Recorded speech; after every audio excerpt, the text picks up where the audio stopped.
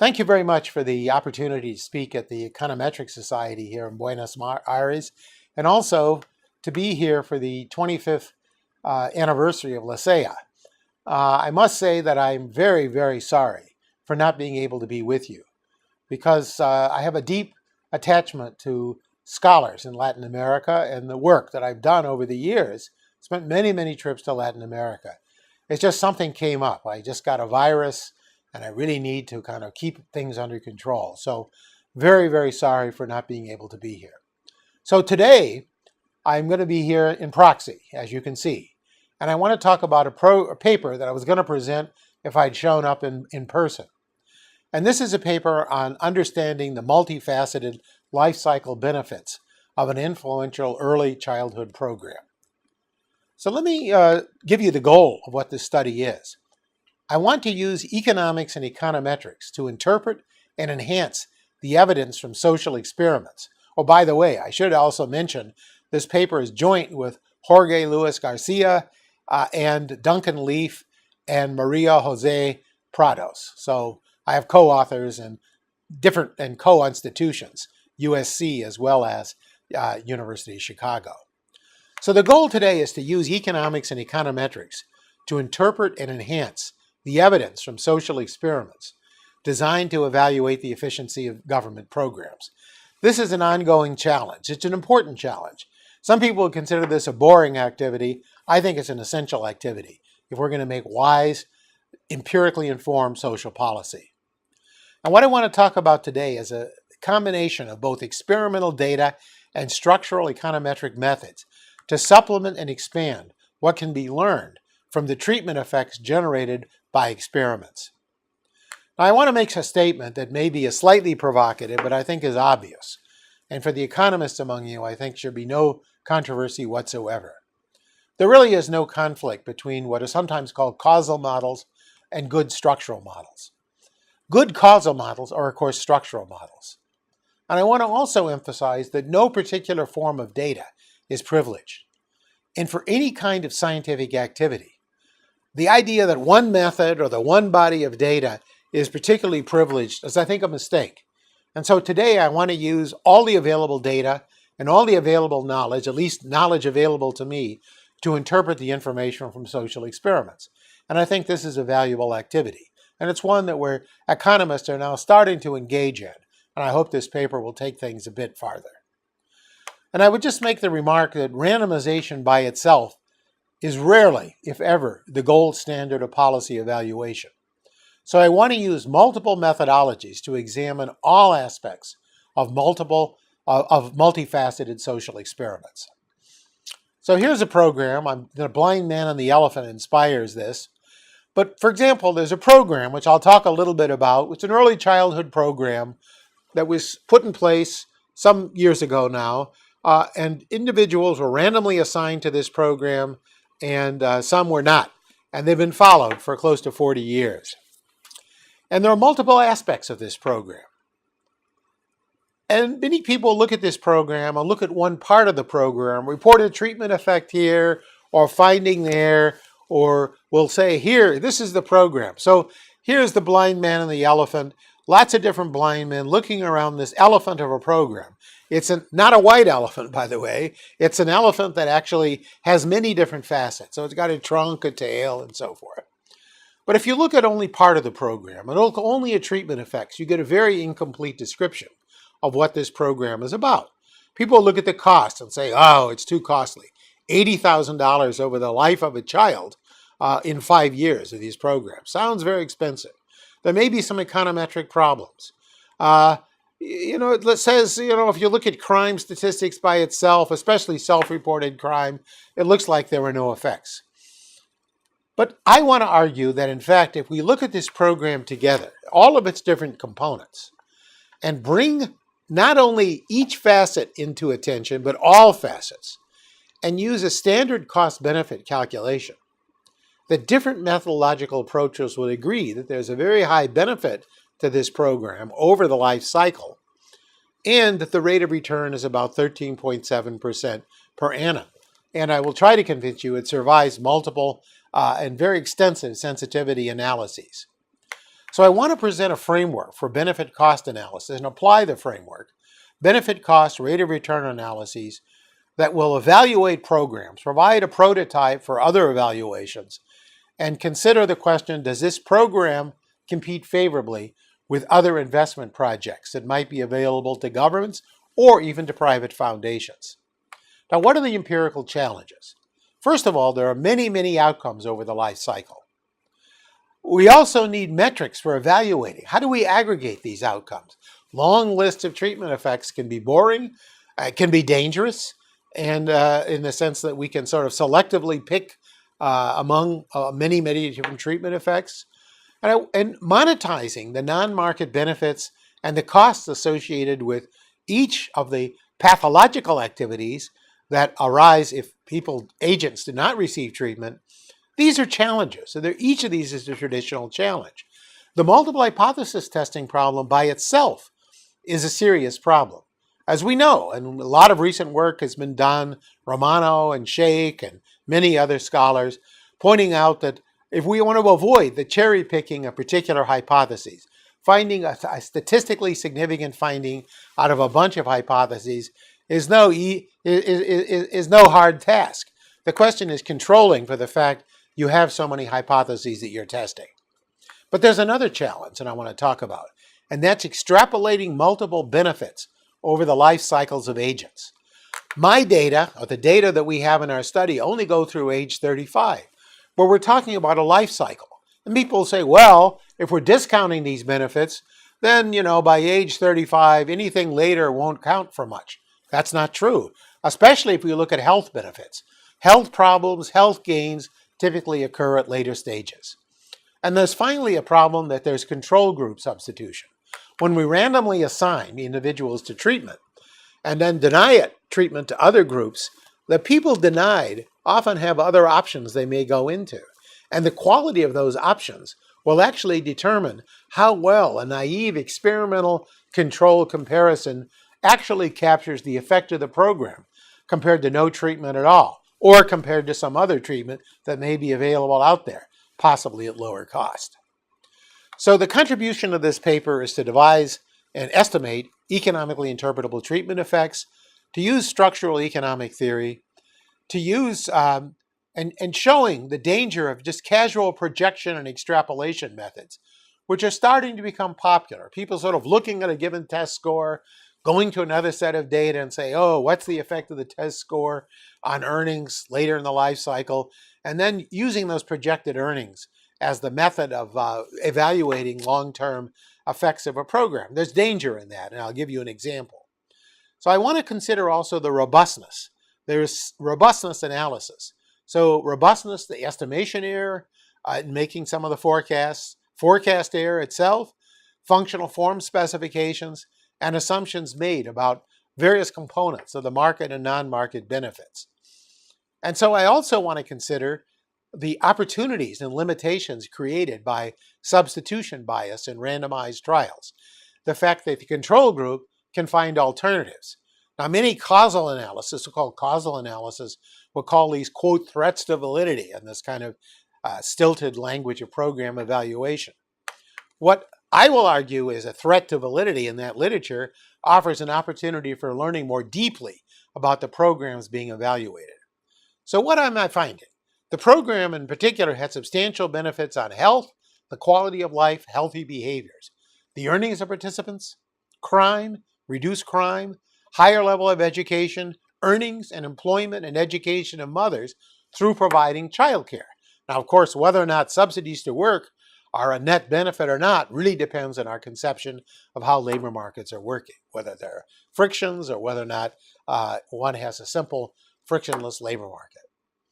The overall rate of return, I've said, is in excess of 13% per annum.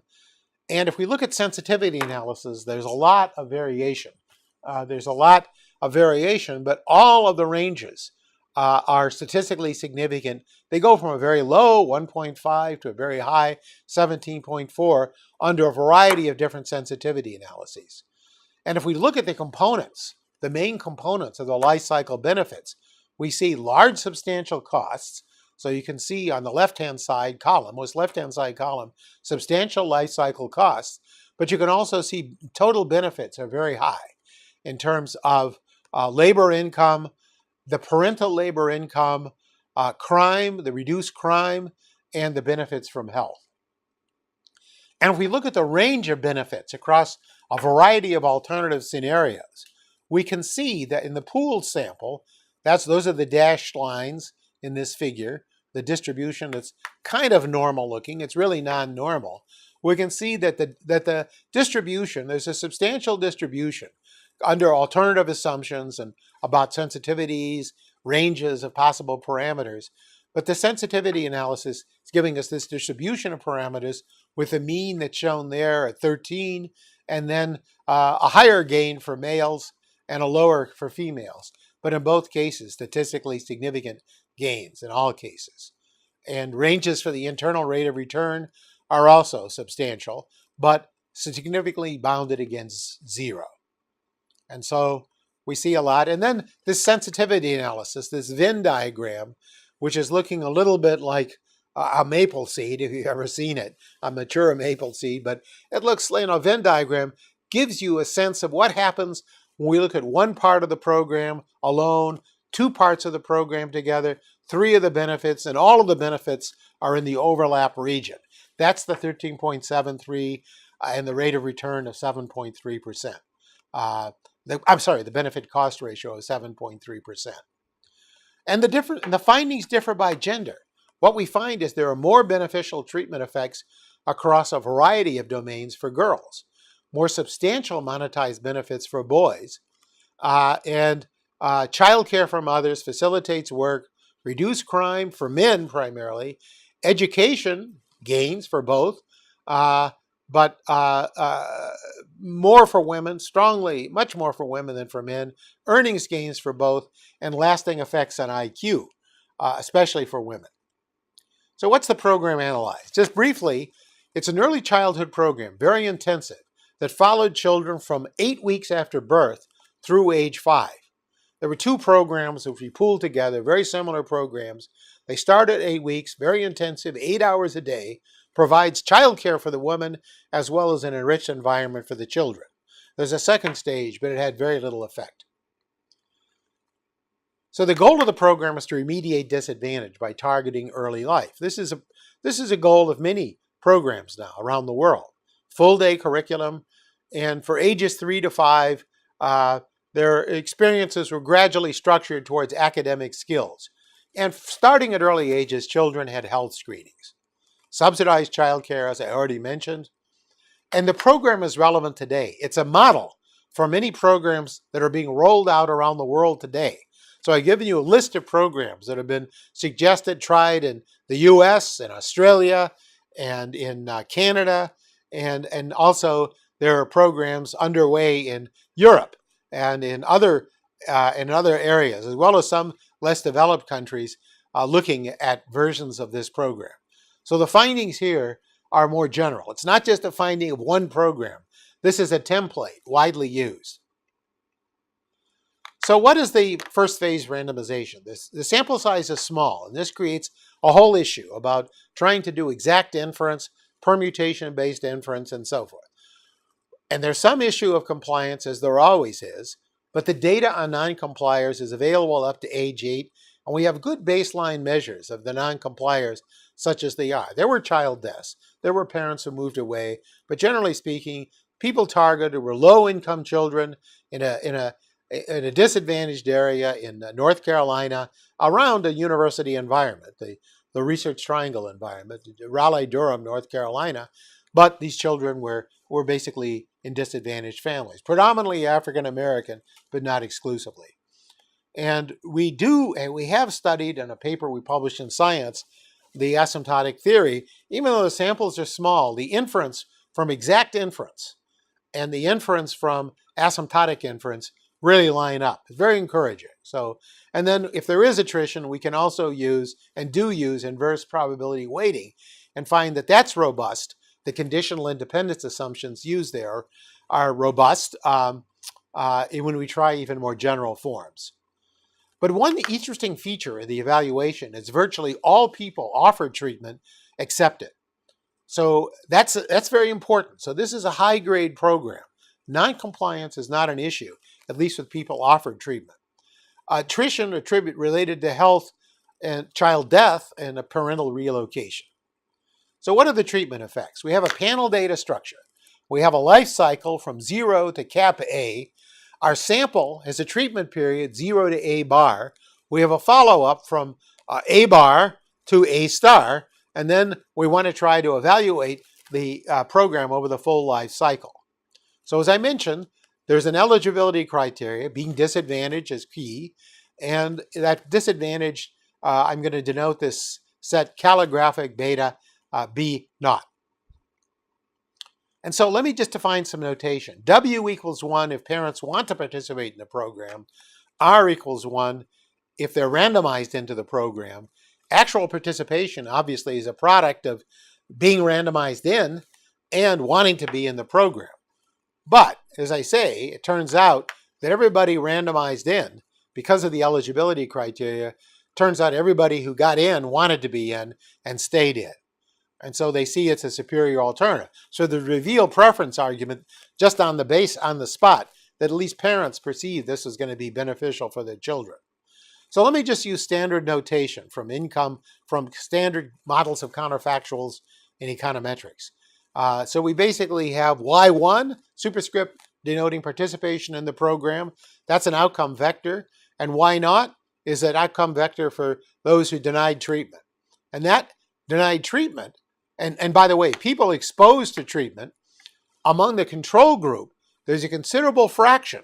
I show you the months in alternative preschools among the control group. So the whole window was 5 years, but a substantial fraction, and this gives you the rate. This is giving you the CDF of the proportion of mothers in alternative preschool. So there's a chunk who never go into the alternatives, 20, 25%, but others who go in over the lifetime of the project, 0 to 5 years. So this, many people say, is a threat to validity, to use the program evaluation language. But I would argue, no, it's a source of information. So let me just simplify or try to understand exactly what the analysis is. We have control group substitution. We have a simplification. Sample sizes are too small to make detailed estimates for each year of exposure to the alternative preschools. So what we do is we basically take people who are in the home care throughout the entire period, never use an alternative, versus those who use any. And we do a bunch of sensitivity studies for alternative definitions.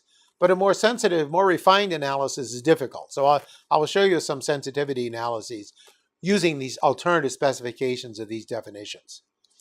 So again, among the control group, there are people who use home care exclusively versus those who use childcare. The subscript C is giving us at each age A whether or not they had home care exclusively throughout the 5-year period, or whether or not they were in a control group, in some other alternative childcare. That's C, any other period. So that's the notation for counterfactuals. And so again, we have a notation V for participation. V equals 0, 1. V equals 0 if you stay at home. And so the control group itself has the standard quant variety Schwarzschild regression type structure, where the control group outcome is this mixture, either of people staying at home, V equals 0, or the outcome associated with being in the control group. That's what equation 1 says. So we measure Y0, but the counterfactuals we'd like to get our hands on are Y0 AH and Y0 AC. So what are the parameters we want to estimate? Well, the first program is a late-like parameter, the effect of the program compared to the next best alternative as perceived by the parents. So this is the standard light. So given that you wanted to go into the program, and that's like a treatment on the treated, this is people who wanted to be in the treatment program and stay in the program, that also it's defined the same as those who were eligible, since everybody eligible wanted to be in the program. But there are other treatment effects that we might want to look at. And so there's the benefit of individuals who basically were not in the program, wanted to be in the program, but spent their whole time at home. So there's a counterfactual, 3, which is basically the effect of the program compared to staying at home exclusively for those individuals who are in the program, who are eligible for the program. And there's a comparable counterfactual for those who use an alternative childcare arrangement sometime in the 5-year period of the program. So literally, even though we have an experiment, non-experimental methods have to be used to look at 3 and 4. There's no subsequent randomization to these preschools or alternative preschools. So how can we best summarize multiple treatment effects? And we have many, many outcomes. I'll show you those outcomes. First of all, one way to do it, and the way I've worked in the past, and many analysts do this, is to use so-called step down. We have many hypotheses, and we look at blocks of interpretable outcomes, and we then test the blocks to see which one of these hypotheses in blocks, which one of these survive the fact that we're testing blocks, we're testing multiple hypotheses. So use a step-down method pioneered by Romano and Wolf and Romano and Shake. A second method is to look at factors. So we can look at outcomes and aggregate them with factors, or maybe principal components. We use factors, and test whether or not the treatment factors within blocks are different are better than, assuming the outcomes are ordered in a positive way, so the beneficial outcomes are treated. So reduce crime and less psychiatric treatment and so forth is a good thing. We can then compare treatment factors with control factors. There's another way, which is used a lot in the statistics literature, using combining functions. And I'll show you which combining out treatment effects across both within and across blocks. But the main way I want to use is benefit, cost, and rate of return analyses. But I also want to suggest that these 4 approaches are all useful. They give us a different way to think about this big elephant of a program and finding out for which group and in which dimensions the program is effective and at what stages of the life cycle. So let me just talk briefly about the step-down block analysis. Very standard. I'm not going to go into it. We find that males are more likely to be employed, receive higher labor income, have fewer felony arrests, better health. Females are more likely to graduate from high school, have positive effects on their employment. Not as strong effects on female labor income, but there are fewer felony arrests for both men and women. So, and then if we use the factors by block, we get a similar line of analysis. So we have lots of blocks, interpretable blocks. We test within the blocks. We're finding significant effects by these criteria, but a whole mass of these effects. Combining functions, well, the question is we have a block of similar outcomes, so that's the way we form the blocks, associated with each member of that block. So there's a set of outcomes within each block. We can define a treatment effect. And then we can basically just count the number of treatment effects that are beneficial. So how many times within the block do we find a positive treatment effect? That's one way to aggregate. We could also aggregate over treatment effects that are statistically significant. But here a simple combining function is CL over NL. And under the null that we have just random assignment, that basically it's just random, there's no treatment effect, then on average this count, the fraction should be roughly half. And under the invoking asymptotic theory, which I claim is valid, we show is valid, and some other work, valid at least for these samples, when we compare it with exact inference, that we get the same inference using the asymptotics, that we can then center a test around the null that there's no treatment effect across the whole block. And that's a null that half the outcomes are positive, half are negative. And so we test that, and we do that. But it's very interesting, we find when we do that kind of counting, that if we just look at the number of outcomes, this is across a large number of possible outcomes, that we find that more than 80% of all the outcomes are positive for women. So remember, these are ordered. They could be the benchmark of randomness, that no effect, is basically 50%. So we find significant difference, bigger bar, more outcomes that are above the bar, if you want, for females than males, but for both groups above the bar. And if we look at significance, statistical significance, a similar pattern. There, if we use a 10% level, we get a pattern. If we use 5% level, we also get a similar pattern. However, and this is something I want to come back to, if we look at the percent of outcomes with a positive treatment effect, looking at the control group, so comparing the program to staying at home, there is an effect for women that's positive, more treatment effects, but for men, not much of an effect at all. We can't reject that compared to staying at home, the treatment effects are close to zero. It's kind of, they arise by chance. Okay. So we get a lot of gender differences. So we find some differences. Now what we find though is, and the gender differences are very important. We have a line of work, and I think we really need to understand there's somehow a mythology that only boys benefit from the program, only girls benefits. Other people, different scholars are saying this based on a few programs. Looking at the very large literature and some other work that Jorge Garcia and I have done with Andre Heckman and others, we find that generally speaking, the males, control males do better than control females. So you look just at the outcomes at benchmark. The girls, the boys are doing better. But for treatment groups, this effect weakens. And it turns out that there are very strong treatment effects if boys are enrolled in low-quality formal childcare programs. And that's consistent with a recent literature by Baker, Katlenberg, and Lehr, and a more recent paper actually by Baker in 2016. But the real goal of this paper is to say, okay, we have these three different outcome measures. They suggest that this program is beneficial, lots of different ways, but what do we make of all these treatment effects or these ratios I just gave you? How can we predict and monetize life cycle benefits and costs? And this takes us directly to a forecasting problem, because we want life cycle benefits, but we only follow people through a chunk of the life cycle. And so the strategy that we do here is what statisticians would call empirical Bayes methods. There's some very interesting work by Roger Moon and others, Frank Shorefide, using these methods, and we're using these methods here. And what we want to do is use data on control and treatment group members through A star, and then try to evaluate the treatment effects post-treatment effect. We don't observe the program after A star. We want to make valid predictions. So we want predictions of treatment effects. And treatment effects, remember, are the difference between, mean treatment effects anyway, between the mean treatment and the mean control.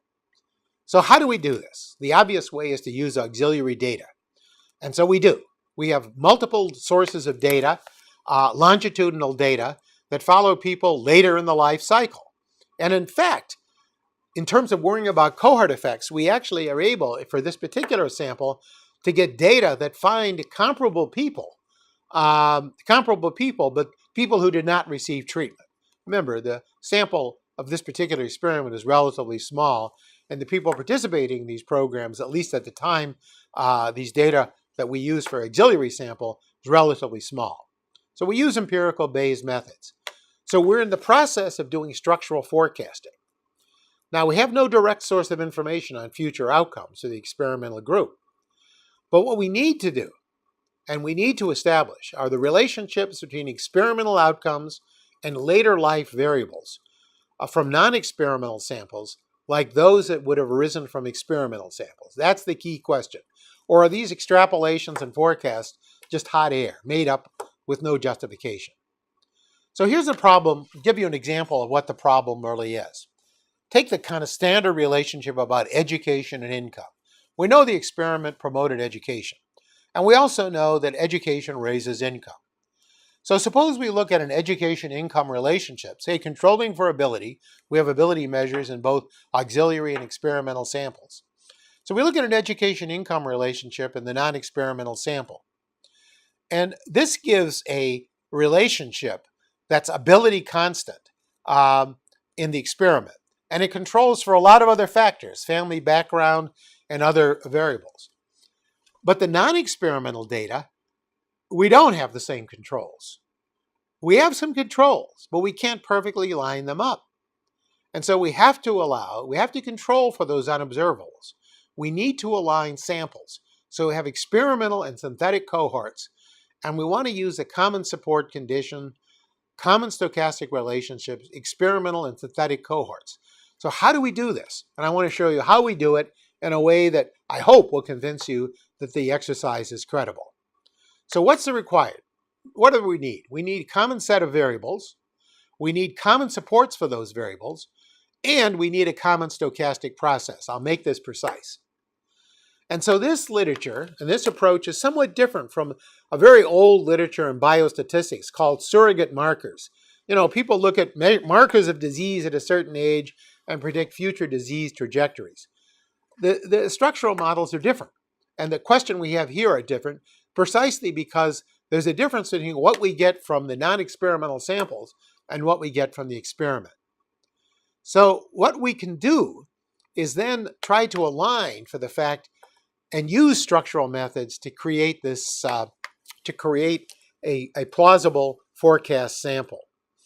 And so we're starting from an analysis that I did, a paper I published with Rodrigo Pinto and several other authors, Peter Savalyev, in the American Economic Review in 2013. And we're going to make a key assumption that's been verified, and we tested this in other papers on this experiment, that the effect of treatment on outcomes operates primarily through its inputs, creating outputs on a stable production function. That's the key idea. So we're now structurally modeling. We're doing what some statisticians would call a mediation analysis, but it's a production function relationship. And we're going to argue that the experiment did not change the production function. And we have evidence that that's true. So then we're going to use that stable production function, the structural relationship, to be the basis for principled extrapolation. That's the goal. I'll try to give you some of the details. So we have a lot of different data sets. Don't have time to go through them. But here's a simple structural model. Look at equation 7. So the notation, atrocious notation, having triple subscripts and a superscript, not fun to look at, but nonetheless, very simple. So D, superscript little d, is just whether or not you got treated or not. Treatment and control, 1 or 0. K is essentially reflecting which sample you're in, the experimental or the auxiliary sample. J is basically the outcome studied, say earnings or some measure of crime participation. And A is the age at which we measure. So here I'm going to make an assumption of additive separability, and we have the structural function, which is what phi d kj is. So those are the ingredients, the xdka and the bk. Bk are those variables found at enrollment, the baseline eligibility variables. Treatment operates through there, plus some unobservables, the epsilon d sub k sub j. So that's the model. And what we're going to assume is that this phi d is going to be policy invariant structural production functions. So in terms of standard literatures, going back to Marshak, going back to Lucas, going back to a lot of arguments about invariant parameters, I'm going to make an assumption that that's invariant, but we're going to partially test it. And I'll show you how we can test it. And we normalize the unobservables to include the epsilon.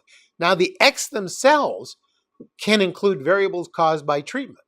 So in a standard econometric sense, the X themselves could be correlated with the epsilon. So I'm not making any assumption that X is correlated with epsilon or not correlated with epsilon. I mean, it helps, but you don't have to make it. And so what we can also allow is variables, and we have these predictors at different stages of the life cycle that themselves could have been predicted by treatment.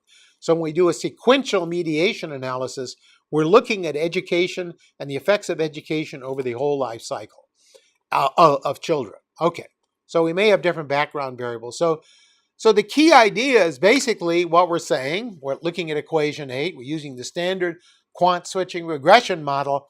There's a treated group and an untreated group, and then we postulate the joint distributions. So here we're simply saying the observed X are either from the treatment group or the control group, but we know which group they're in, at least in the experimental. Now the obvious question, I'm running out of time, so I have to be careful here, but obviously there are questions about age, period, and cohort effects. But here, because we have very good data, I'll skip through this, but as a general proposition, you have to account for that. And you have to account for it. Now, that's not saying there are no age period and cohort effects. There are just no operative age period and cohort effects within the sample. Fortunately, our comparison group is more or less aligned with what our treatment and control groups have. The same groups in terms of background, ages followed, so we actually are able to come up with a pretty accurate, we can bypass some of these issues. So I'm going to skip these assumptions for the for the sake of time. But what I do want to do, say, okay, so we have the support condition. Again, remember this notation may be atrocious looking, but it's basically Y is the set of outcomes, XD is the set of predictors that may themselves be outcomes in a previous age. So this is now a structural model. This is a recursive model. And then we have the baseline variables. So one key notion is, though, that the non-experimental sample is sufficiently inclusive to include what the outcomes are for the control and treatments in the experiment. And the part that's conjecture, it's testable, obviously, for ages before A star, where we have data from both samples. After A star, we're going to argue that if we find it holds from A less than A star, it may, in fact, be it may be valid to assume beyond A star. That's where the leap of faith occurs. That's where the extrapolation is occurring. So make that up front. But we can test this other assumption. So what are the conditions for valid out-of-sample forecasting? Well, the trivial condition is saying, oh, the distributions conditional, of the Y and D conditional and the baselines are the same. That's way too strong. That's what the statisticians assume. A lot of statisticians assume. That's what the surrogate marker literature. You don't need that. We're really only interested in means. So we could then say, oh, the means for treatment and controls are basically the same. That's testable within sample and testable outside sample. But again, that's too strong because remember, we're only interested really in the treatment effects. And so if we're only interested in mean treatment effects, we only need the alignment. So there could be very big level differences that difference out when we compare treatment and control. Maybe the whole sample is kind of jacked up in one versus the other. The real question, are the contrasts the same? So these are testable again because we can form these treatment effects under our invariance assumption, structural invariance assumption, which we test and do not reject, that a treatment operates through the measures that we have and is testable for A less than A star, for ages up to and at the end of the experiment. So that's it. Now, exogenated regressive is a convenience. It's not a necessity. I won't get into that. Obviously, if it is, we can, but then if it's not, we can then, remember, we're engaged in a forecasting problem here. So the standard exogeneity is not essential to our approach. And so without getting into many details, we actually, turns out we do exogeneity tests and we find that for most outcomes at most ages, we do not reject. When we do kind of a joint hypothesis over all of these, we find that we do not reject exogeneity. And when we test, and this is the key assumption of structural invariance, that everything is operating through these production functions. So the difference between treatment and control is a function of inputs and inputs that we can measure. And for the unobserved inputs, the differences are more or less equalized. And so that's a strong assumption. It's a testable assumption within sample. We test and do not reject. And within samples between 0 and A star. So what this is, it says that structural functions evaluated at the same arguments have identical values for treatment and control groups. That's the assumption of structural estimation. Going back to Frisch, structural relationships are identical in the experimental and auxiliary samples.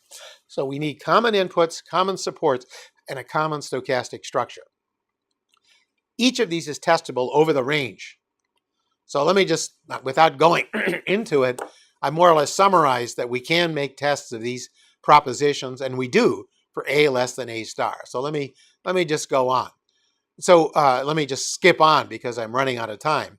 So in the experimental sample, all of the parents of children with characteristics agree to participate in the program. So we can use that as a powerful test. And so in the sample, in the age range where we have the data, we test and do not reject.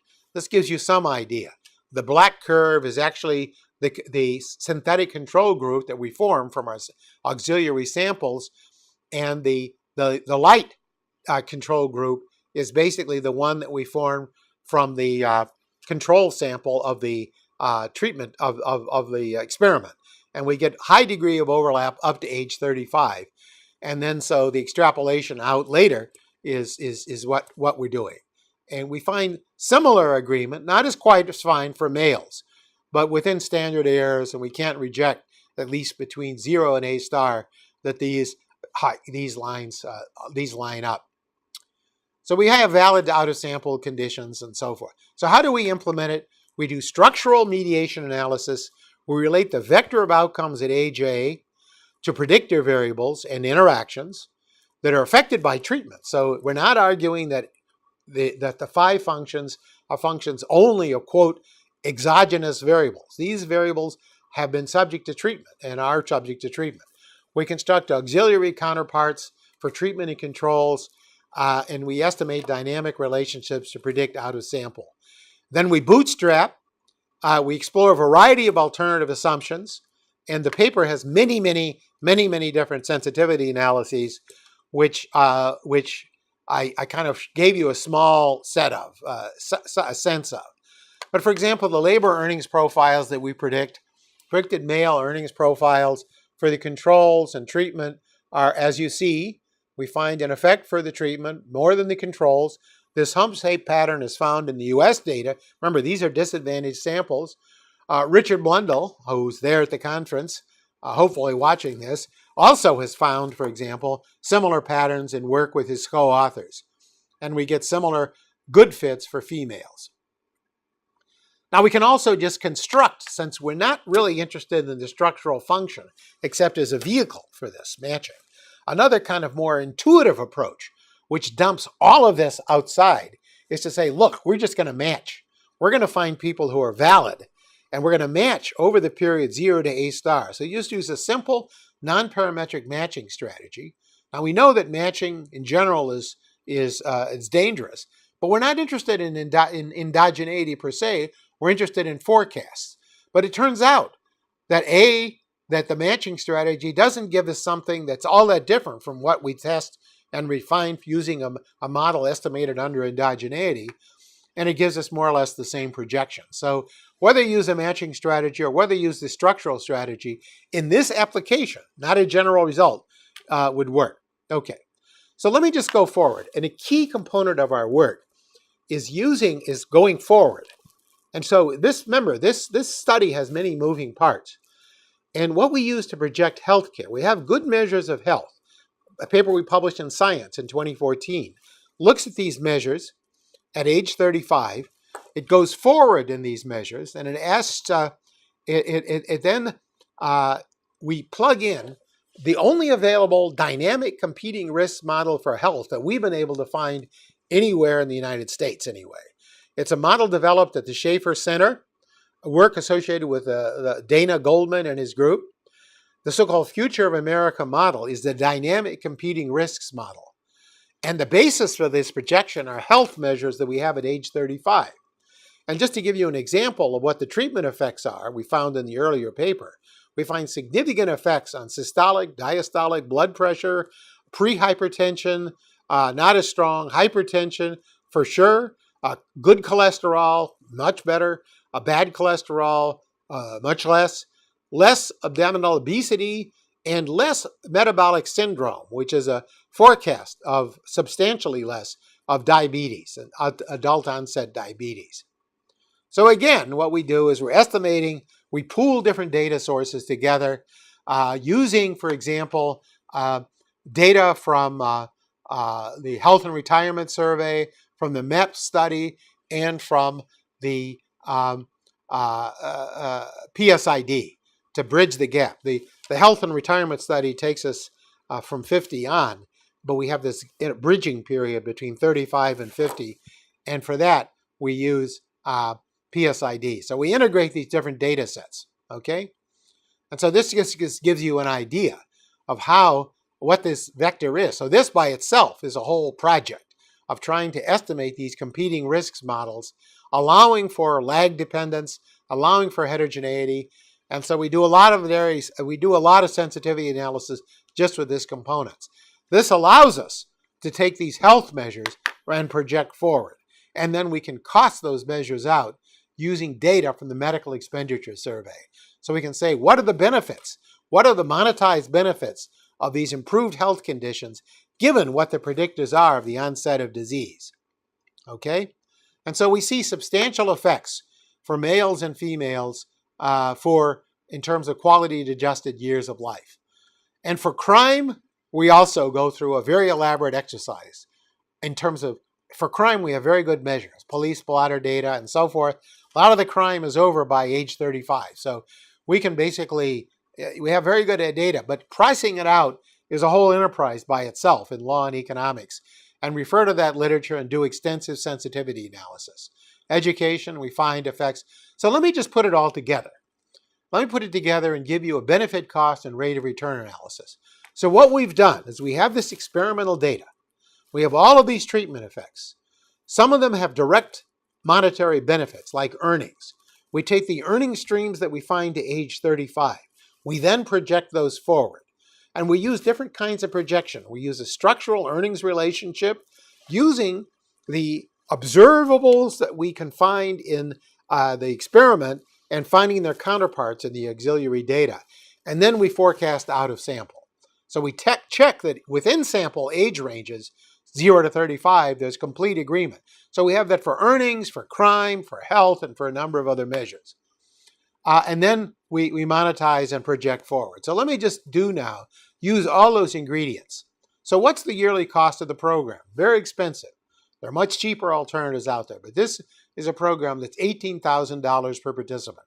Many people would say it's prohibitively expensive, but we're economists. And so economists would say, look, what's the return, not what's the cost. So here is the graph that I showed you before, the plot. So the costs are sizable, but the components of returns are sizable. Well over. So these are units of 100,000 on the ordinate of this graph. So look at the hundreds thousands, the y-axis. So you can find that the returns are well over 400,000 per year, and the components break down into labor income, parental labor income, reduced crime, and health. But they also differ, and this is interesting. The benefits differ across genders. The costs are the same, but the benefits are not. And so the boxes are just reproducing the boxes for males. So the solid black boxes for component by component, total benefits, labor income, parental labor income, crime, and quality of life, some measure of health. We can see that the boxes are very substantial. They're big for men. It's statistically significant. That's what the black bars are showing. Well, the quality of life is not that precisely determined for males. Nonetheless, you can see that if we break that further into the treatment versus control group, and I didn't tell you a key ingredient. How do I control for selection into alternative preschools among the control group? Those who don't take any, stay at home and don't take any alternative, or those that do. We try a variety of strategies. The obvious one is to try matching, some conditional independent strategy. But we also try some instrumental variable approaches and some standard selection model, and we find broad agreement across these approaches. So what we end up going with is matching, and the other methods essentially are getting you estimates that are within range of exactly what we're reporting here. Okay, so what we find then is that if we compare the treatment to the controls, you find that the benefits are very substantial for males when you compare treatment versus alternative preschools. The alternatives in this period were actually quite inferior. I mean, nothing at all. Head Start was a fairly low quality program at the time. There were many other local preschools, but nowhere near the quality and arguably worse. So it turns out that the benefits for the males are much lower. For those are very high for those compared to going to the preschool, which are the other preschools, which are not very good, compared to the controls, compared to the actual treatment. So the benefit of the treatment is great because the preschools are pretty bad. But if you look at staying at home, the benefits aren't so substantial of this treatment. So that's an interesting finding. Now, for certain components, it matters. But what we actually find that's very interesting is that actually for reducing crime, just that one component is statistically significantly better for the boys to stay at home rather than go to these lousy preschools. So that's interesting. That's an effect that's very gender specific. We don't find that for girls. Girls seem to be very resilient. And in fact, if anything, the finding seems to be better for the girls to leave home and not go. So they're actually very resilient, and the preschools don't seem to be harming them. This graph is what I've shown you before, is a graph that shows you basically the treatment groups, the various estimated effects, the rates of return, and the benefit cost ratios. The rates of return are the numbers and percentages, the benefit cost numbers, the bold numbers below, of just looking at each of these components, taking 2 components, 3 components, and then, as I said earlier, putting these components together. So I really won't have time to do it, but we do a sensitivity analysis where for males and females and overall, we talk about getting rid of each of these components and asking what's the rate of return. So in terms of this table, say, just look, for example, at, say, subject labor income. So what that is telling you is, if we look at income, the net present value for girls is $48,000. If we get rid of their labor income gains, the benefit cost ratio is still 2.16. For men, the gain is something like 258. So that's getting rid of labor income, and the benefit and the rate of return is 12%, with a very substantial benefit cost ratio of 8.2. And for the pool sample, there are real benefits. So component by component, if we eliminate each item, and some of those items are controversial, like saying we don't think that crime is all that important, we still find substantial effects. So even when we eliminate crime, we find, for example, that there are substantial benefits. So the question is, how do we actually account for all the uncertainty? Remember, we have objective analyses. So we have forecast error. And all of those standard errors that I reported include the forecast error. We have estimation error because we've estimated the structural model. So estimation error and forecast error. We also have plausible ranges of the benefits and costs, for example, of crime and non-participation, of participation in crime. And so the estimates that I've shown you include all of those. And so when we look at various elements, and I don't have time to go through them, we get the graphs that I showed you earlier in this talk. So the overall rate of benefit cost ratio, it's centered up there. The range is high.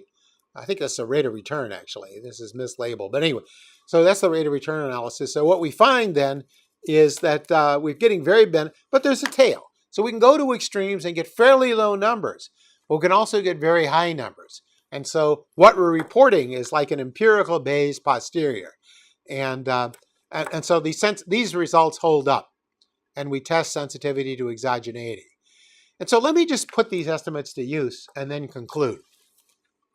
Recently, many people have become aware of the problem that we have these limited life experiments, or at least follow-up to a limited period of time.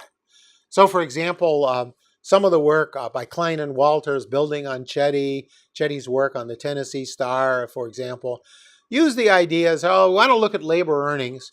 And what we do is we look at the effect of the program on test scores and then just project out the effect of earnings on test scores and use that forecast as the forecast and then discount the projected earnings and go forward. So what we do is say, well, suppose that we had actually done this in this study. Just use that particular thing. Just use the test score to forecast earnings. Klein and Walters is a salient example of this and had done this. So if we had done this here, just using exactly what Klein and Walters do, just looking at earnings, stopping at age 27, which is more or less the age of these other studies, if that, what we find is that, we get the Klein and Walters method would give us a benefit cost of 0.09, and clearly not very precise. And our method would also give us a benefit cost close to 1. So if anything, we couldn't reject equality at 1. It wouldn't be. But what we're saying is now if you go out to age 34, as we did, but just still look at labor earnings, we still get a relatively modest return. Now, if you use all components, as we did, we're finding, but stop at age 34, we find significantly higher benefits than we would if we just looked at earnings alone. And if we looked at the life cycle, which is what this paper is all about, we get exactly what our estimates are. So if we use the bottom row, using our method, we get a benefit cost ratio of 6.29. So these casual kinds of projections that are out there, sometimes used for better want of data, appeals to authority and saying, well, this great man or this great lady actually did this, so I'll do it as well. These actually turn out to be quite unreliable when applied, at least in this context, where we actually have life cycle effects. So let me summarize this study and what we did. So I'm not able to go through all the sensitivity, but I think it's very ambitious. And I think it's interesting. And I think we should be ambitious here. And I think we have to move beyond the notion that there's a preferred method in economics or certainly in program evaluation. What we've done here is we've analyzed an influential study. And this study is a prototype, a template for many studies around the world. We demonstrate the value of using economics and econometric theory to understand the full economic consequences of the program. And I would argue, repeatedly argue, and I've done this here and I've argued it many times before, that this kind of spurious analysis, saying, structural analysis is superior, causal analysis, these are just meaningless distinctions. The real thing is we want to use economic theory encoded in structural economic models. And enabled by econometrics, this enables to learn much more from social experiments. And we develop and apply a procedure for out-of-sample forecasts. And so we look at this and we see that there are, once we account for all the different sources of uncertainty, and there are lots of sources of uncertainty, sampling errors, forecast errors, and the like, we still find estimates that survive and survive multiple robustness checks. So that's reassuring. So this is not just something where we took our favorite test, turned it into the journal, hoped that the referees wouldn't ask us to do more, and said, that's our story. What we've done is we've probably written hundreds of thousands of different papers, if you will, and we summarize those in the plots. That's the sensitivity analysis. So there's agreement. There's general agreement that this program is effective, but the summary measures differ. More effects for girls, more total effects for girls, but more value for boys, because crime turns out to be a very important component. Girls are just not committing crime. It's not that girls are less valued, it's just that girls simply don't cause the damage that unruly boys, that aggressive boys can cause. So very high rates of return. We find evidence of gender differences, but basically substitution bias is not a problem. It can be turned around to be a source of information. So I would just conclude, going back to my blind man and the elephant. So this particular elephant, here I have the blind men all saying, yes, look, it does seem to support a lot of different components. Each of the kind of piecemeal arguments are valid. But if we put them together in an integrated program, what we find is a high rate of return and that survives extensive sensitivity analysis. So thank you for your attention, and I deeply regret not being able to be with you. Buenos Aires is a beautiful city. You have many great economists at this convention. I look forward to meeting with them, interacting with them. The sessions look great, and I'm very sorry that I was really more or less forbidden by my doctor not to come during a period of examination. I feel really pretty healthy. I think I should jump on a plane, but I can't. I've really got to lay off. So thank you very much, and good wishes for the remainder of the program.